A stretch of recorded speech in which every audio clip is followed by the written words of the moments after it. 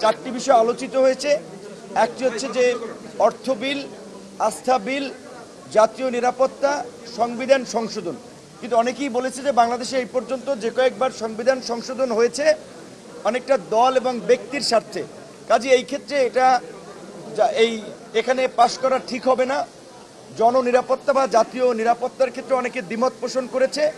আমাদের দল থেকেও যেই দুইটা চিঠিতে উল্লেখ করা হয়েছে, অর্থ বিল এবং আস্থা ভোট, এই দুটো জায়গায় আমরা একমত পোষণ করেছি।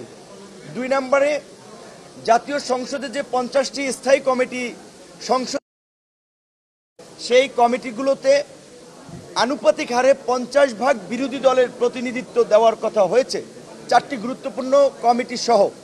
সেটি তো সব রাজনৈতিক দলই মোটামুটি একমত পোষণ করেছে। 3 নম্বরে সংসদে নারীর আসন কিংবা নারীর প্রতিনিধিত্ব নিশ্চিত করার ক্ষেত্রে 100টি আসন সংরক্ষিত করার বিষয়ে সব রাজনৈতিক দলই কিন্তু একমত হয়েছে, আমরাও একমত। কিন্তু আমাদের মধ্যে আলোচনাটা হচ্ছে যে প্রক্রিয়া নিয়ে, প্রক্রিয়াটা কি হবে।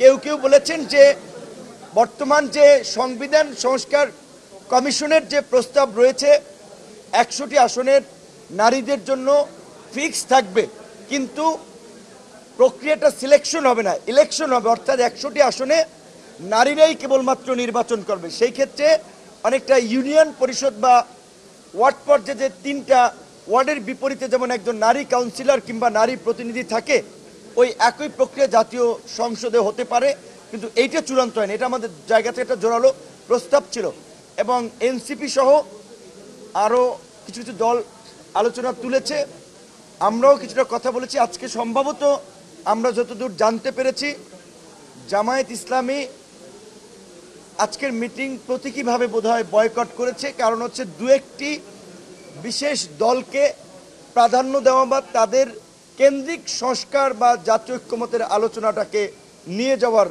একটা অভিযোগ বা প্রতীয়মান হওয়ায় এই অভিযোগ জামাত সহ আরও কিছু কিছু দল করছে।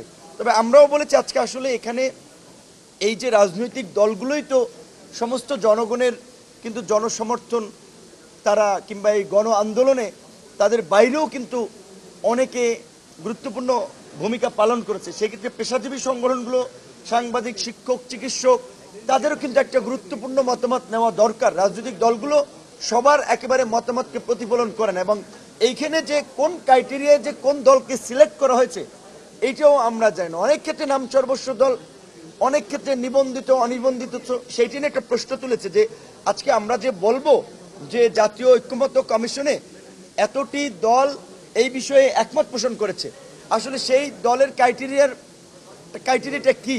বিশেষ করে এখানে যে এই যেটা জুলাই সনদ কিংবা জাতীয় সনদ হবে, সেখানে বারবার বলা হচ্ছে যে বিভিন্ন রাজনৈতিক দল সিগনেটরি হবে।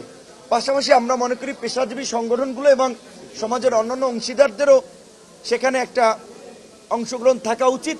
এবং সর্বোপরি যেটি আমরা বারবার জোর দিচ্ছি, 90-এ 3 জোটের রূপরেখা হয়েছিল, ভালো ভালো কথা বলছে, লিখে দেন, সবাই মাইনে নেছে। ক্ষমতায় গিয়ে কিন্তু ওই জীবনানন্দ দাশের কবিতার মতো যে কেউ কথা রাখে নাই। কিন্তু আমরা বারবার গণভোটের মাধ্যমেই এই সংস্কারকে বাস্তবায়ন এবং এর একটা লিগ্যাল বেসিস তৈরি করার জন্য আমরা আহ্বান জানিয়েছি।